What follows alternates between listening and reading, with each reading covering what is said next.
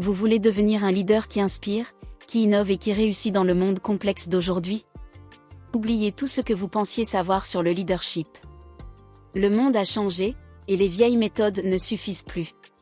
Aujourd'hui, on va explorer ensemble 15 approches révolutionnaires qui vont complètement transformer votre manière de diriger. Que vous soyez manager, chef d'entreprise, ou simplement quelqu'un qui aspire à avoir un impact positif, restez avec moi. Ces stratégies sont les clés pour non seulement survivre, mais surtout pour prospérer et transformer chaque défi en une opportunité incroyable. Préparez-vous à réinventer votre leadership. Première approche, le leadership serviteur. C'est un changement de perspective totale. Au lieu de voir votre équipe comme étant à votre service, c'est vous qui êtes au service de votre équipe. Votre rôle principal? Éliminer les obstacles, fournir les ressources nécessaires et créer un environnement où chaque membre peut donner le meilleur de lui-même. Un leader serviteur écoute plus qu'il ne parle. Il demande « Comment puis-je t'aider à réussir ?» plutôt que « Que as-tu fait pour moi aujourd'hui ?» Cette approche renforce la confiance, la loyauté et l'engagement, car les gens sentent que vous vous souciez réellement de leur bien-être et de leur développement. Deuxième clé, l'intelligence émotionnelle, ou QE. C'est peut-être la compétence la plus cruciale pour un leader moderne. Il ne s'agit pas seulement de gérer vos propres émotions, mais aussi de comprendre et d'influencer celles des autres. Un leader avec un QE élevé est conscient de lui-même, il sait réguler ses réactions, il est motivé de l'intérieur, il fait preuve d'empathie et possède d'excellentes compétences sociales. Il peut sentir le moral de l'équipe, désamorcer les tensions avant qu'elles n'explosent et communiquer d'une manière qui connecte et motive. Pensez-y, les meilleures décisions ne sont pas purement logiques, elles tiennent compte du facteur humain. Troisième stratégie, le leadership agile. Emprunté au monde du développement logiciel, ce principe est une mine d'or pour la gestion d'équipe. Fini les plans rigides sur 5 ans. Le monde bouge trop vite. Le leadership agile consiste à travailler par cycle court, appelé sprint. On fixe des objectifs clairs à court terme, on travaille, on évalue, on s'adapte et on recommence. Cette méthode permet une flexibilité incroyable. Vous pouvez pivoter rapidement en réponse aux changements du marché, au retour des clients ou à de nouvelles opportunités. Cela encourage aussi l'autonomie et la collaboration au sein de l'équipe, qui devient plus réactive et innovante. Quatrième point, la transparence radicale. Fini le temps où l'information était un pouvoir jalousement gardé au sommet. Aujourd'hui, la confiance est la monnaie la plus précieuse. La transparence radicale signifie partager ouvertement les informations, bonnes ou mauvaises. Partager les objectifs, les chiffres, les défis, et même les erreurs. Quand les employés comprennent le « pourquoi » derrière les décisions, ils se sentent plus impliqués, plus respectés. Cela crée une culture où les problèmes sont signalés tôt, sans peur des représailles, et où tout le monde rame dans la même direction. C'est un acte de courage qui paie énormément en termes d'engagement. Cinquième approche, le coaching comme style de management. Au lieu de donner des ordres, le leader coach pose des questions. Des questions puissantes qui aident les membres de l'équipe à trouver leurs propres solutions. Quelle est ton idée? Quelles sont les options? Qu'est-ce qui te bloque? Ce style de leadership développe les compétences de résolution de problèmes de vos collaborateurs. Il leur donne le pouvoir et l'autonomie, ce qui est incroyablement motivant. Vous ne créez pas des suiveurs, vous formez de futurs leaders. C'est un investissement à long terme dans le capital humain de votre organisation. Passons à la sixième clé, la prise de décision basée sur les données. L'intuition, c'est bien, mais l'intuition validée par des données, c'est encore mieux. Les leaders modernes ne s'appuient pas uniquement sur leur instinct. Ils collectent, analysent et interprètent des données pour éclairer leurs choix. Que ce soit les indicateurs de performance de l'équipe, les retours clients, ou les tendances du marché, les données permettent de remplacer les opinions par des faits.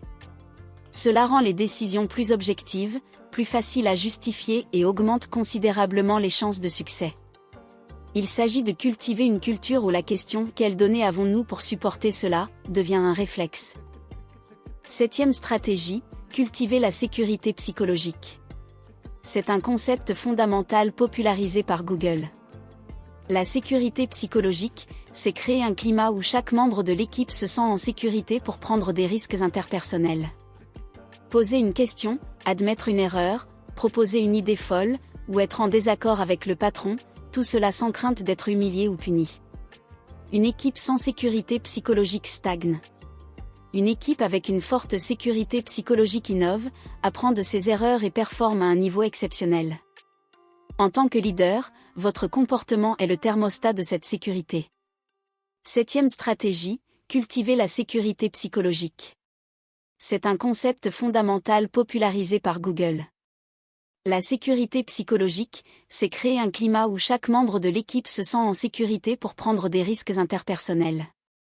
Poser une question, admettre une erreur, proposer une idée folle, ou être en désaccord avec le patron, tout cela sans crainte d'être humilié ou puni. Une équipe sans sécurité psychologique stagne. Une équipe avec une forte sécurité psychologique innove, apprend de ses erreurs et performe à un niveau exceptionnel. En tant que leader, votre comportement est le thermostat de cette sécurité. 8e point, le leadership inclusif. L'inclusion va bien au-delà de la simple diversité. Avoir une équipe diversifiée, c'est bien. Mais s'assurer que chaque voix, chaque perspective, chaque expérience est entendue, valorisée et intégrée dans le processus de décision, c'est ça, le leadership inclusif. Un leader inclusif cherche activement les opinions dissidentes. Il s'assure que les plus introvertis ont l'occasion de s'exprimer. Il combat les préjugés inconscients, les siens et ceux de l'équipe. Le résultat ? Des décisions plus robustes, une innovation accrue et un sentiment d'appartenance qui retient les meilleurs talents. 9e approche, le management par la confiance et l'autonomie. Micromanager est le meilleur moyen de tuer la motivation et la créativité. Le leader moderne définit une vision claire et des objectifs précis, puis il fait un pas en arrière. Il fait confiance à son équipe pour trouver la meilleure façon d'atteindre ses objectifs. Il donne de l'autonomie sur le comment, le quand et parfois même le où du travail. Cette confiance est un puissant catalyseur de performance. Elle responsabilise les individus, stimule leur esprit d'initiative et libère leur potentiel. C'est passer du rôle de contrôleur à celui de facilitateur. 10e clé, le storytelling. Les faits et les chiffres parlent à la raison, mais les histoires parlent au cœur. Un grand leader est un grand conteur d'histoires.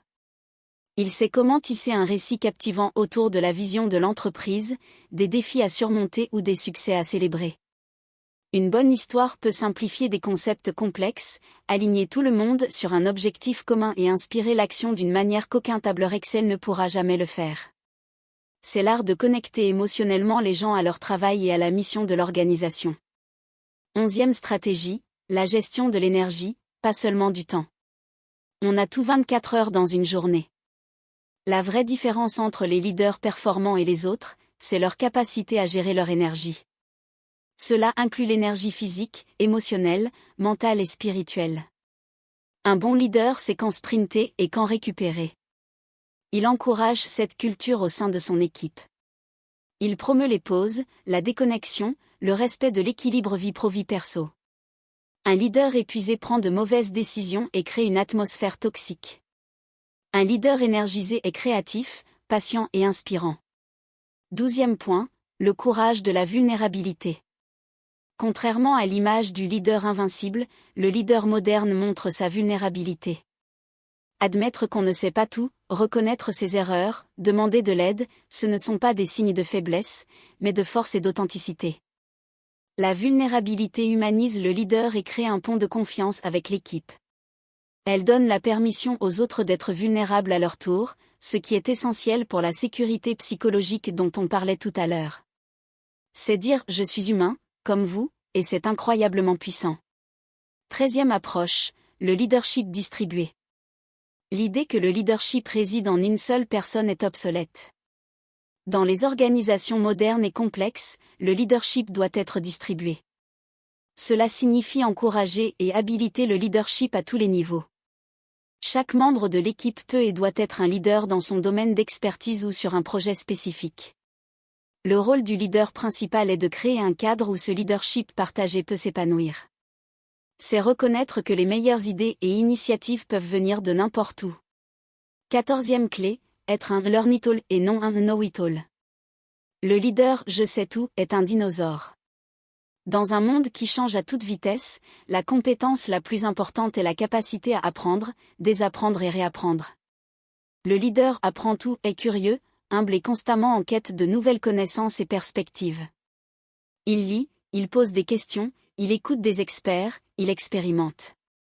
Et surtout, il montre l'exemple d'un apprentissage continu, créant ainsi une culture d'apprentissage au sein de toute son organisation.